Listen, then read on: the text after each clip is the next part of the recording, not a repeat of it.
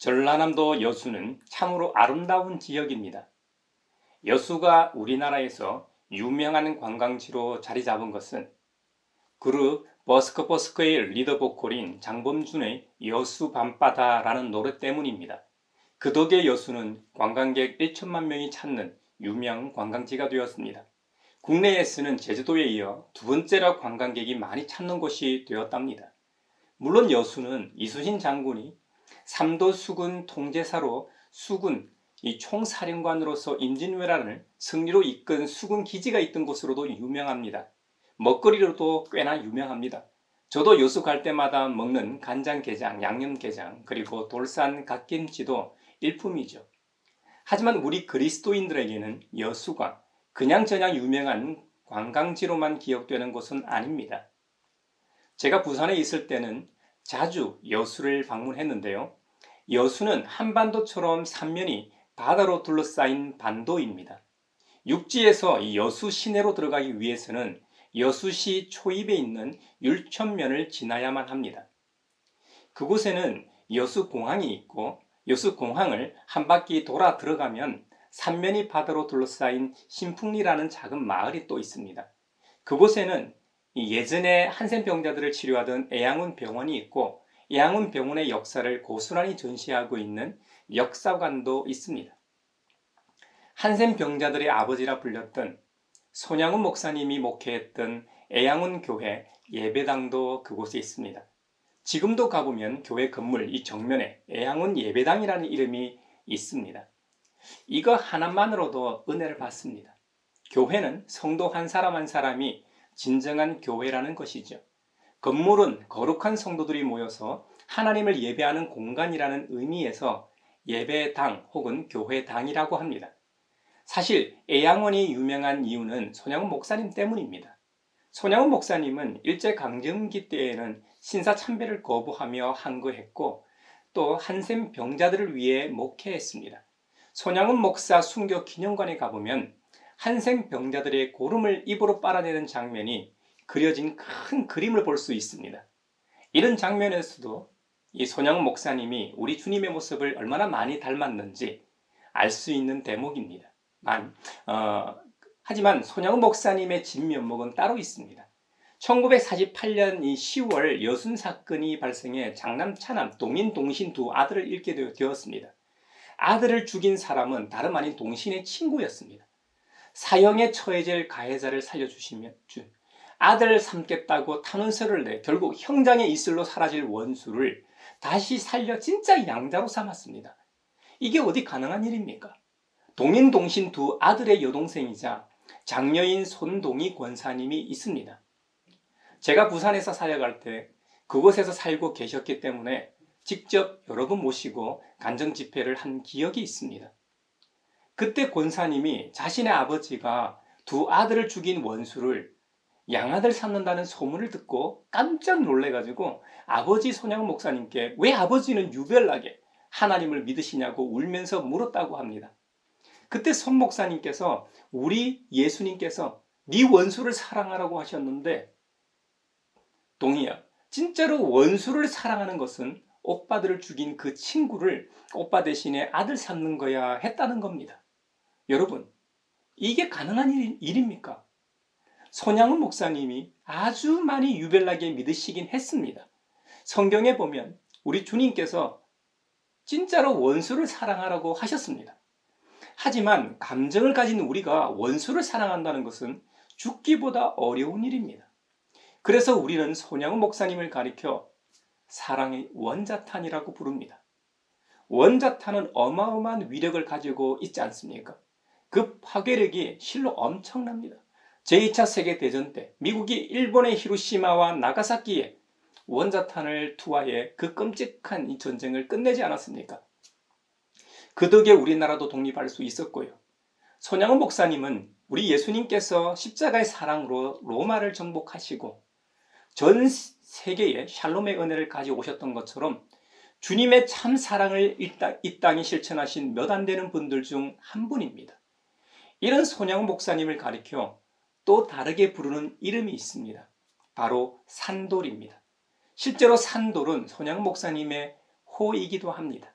산돌. 산돌은 성경에도 나옵니다. 산돌은 우리 예수님을 가리킵니다. 베드로전서 2장에 보면 우리 예수님은 하나님께서 택하신 살아있는 귀한 돌이라는 겁니다. 참으로 흥미롭게도 이 서신서의 저자인 베드로 자신의 이름의 뜻이 무엇인지 아십니까? 바로 돌입니다. 돌, 반석말입니다.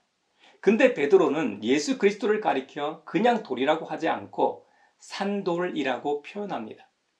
이것은 베드로전서 2장에도 인용되고 있습니다만 이사야 예언서를 인용하고 있기 때문입니다. 이사야 28장 16절에 주 하나님께서 이렇게 말씀하신다. 내가 시온에 주춧돌을 놓는다. 얼마나 견고한지 시험하여 본 돌이다. 이 귀한 돌을 모퉁이에 놓아서 기초를 튼튼히 세울 것이니 이것을 의미하는 사람은 불안하지 않을 것이다. 아멘. 이 본문은 두말할 것 없이 오실 메시아 예수 그리스도를 예표하는 계시의 말씀입니다. 이사야의 예언을 베드로는 이방인 교회들에게 전할 소망의 메시지로 여기서 인용하고 있는 것이죠. 베드로는 오직 우리 주 예수 그리스도만이 교회를 세움에 있어서 모퉁이 돌과 같은 보배로운 분이라고 강조하고 있습니다. 예수님만이 오직 생명과 소망이심을 선포하여 고통 가운데 있는 이방인 이 성도들에게 소망을 주고 있습니다. 사랑하는 형제자매 여러분, 모퉁이 돌이 무엇입니까? 건물의 모퉁이에 놓는 돌입니다. 건물의 벽을 지탱해주고 이 큰 주춧돌을 말합니다. 건물에 있어 가장 중요한 기초석을 의미합니다.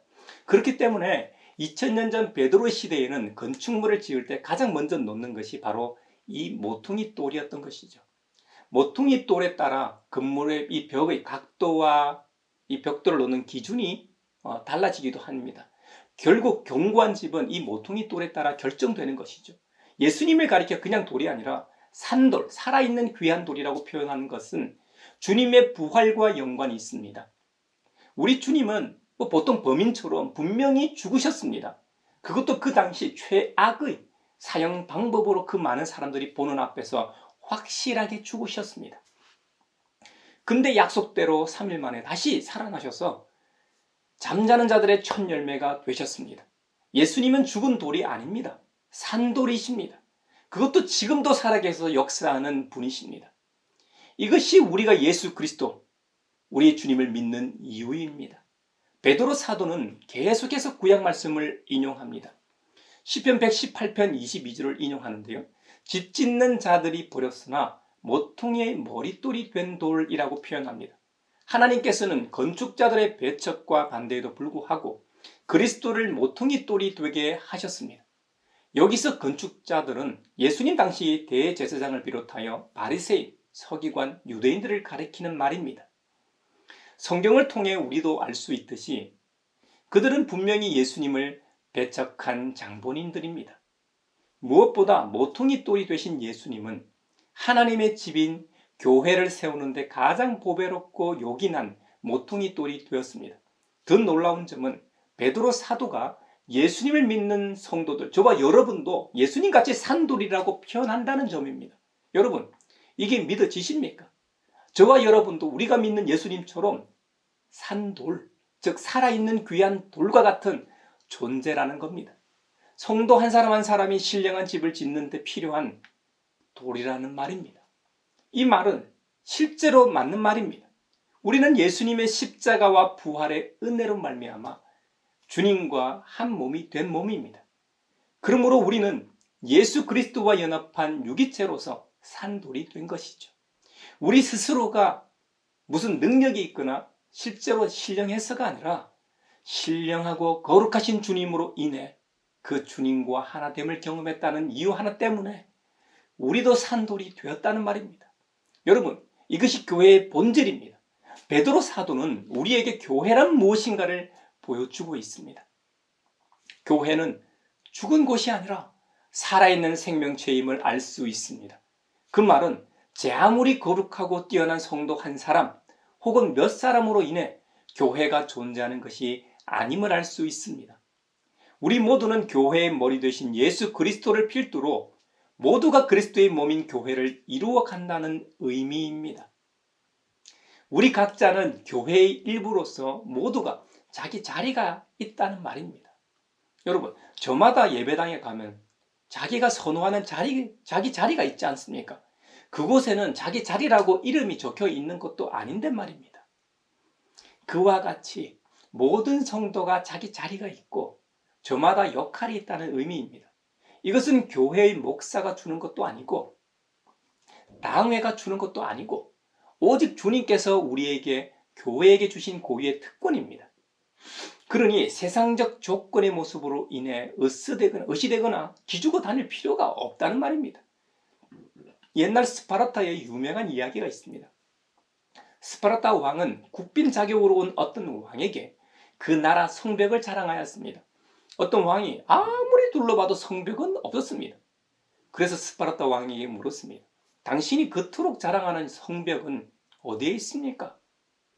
스파르타 왕이 스파르타의 군대의 호위병들을 가리키며 대답합니다. 이것이 스파르타의 성벽입니다. 이 한 사람 한 사람이 그 벽돌입니다. 정확히 성경의 말씀과 일치하지 않습니까? 교회와 성도는 이런 관계입니다. 모든 성도는 귀합니다. 사는 모양이나 능력, 재력, 그것과는 상관없이 성도는 무조건 귀한 존재입니다. 우리 가양교회에서는 그 모습으로 인해 사람을 다르게 보고 차별하는 일이 없어야 하겠습니다. 이순신 장군이 한산대첩에서 하깃진으로 대승을 거둘 수 있었던 것은 하깃진을 구성하고 있는 모든 군함들이 자기 자리에서 제 역할을 해줬기 때문입니다. 우리 가양교회도 성도 한 분 한 분이 주님께서 주신 달란트로 함께 해야만이 건강하고 신실한 교회 공동체로 설 수 있습니다. 그래서 여러분을 초대합니다. 오십시오. 여러분의 자리가 여기에 있습니다. 함께 주님의 몸된 교회 공동체를 이룹시다. 교회는 함께함으로 살아있는 생명체라고 외쳤던 베드로 사도는 두 번째로 교회의 본질을 알려줍니다. 성도는 거룩한 제사장이라는 겁니다. 5절 말씀을 다시 봅시다. 살아있는 돌과 같은 존재로서 여러분도 집 짓는 데 사용되어 신령한 집이 됩니다.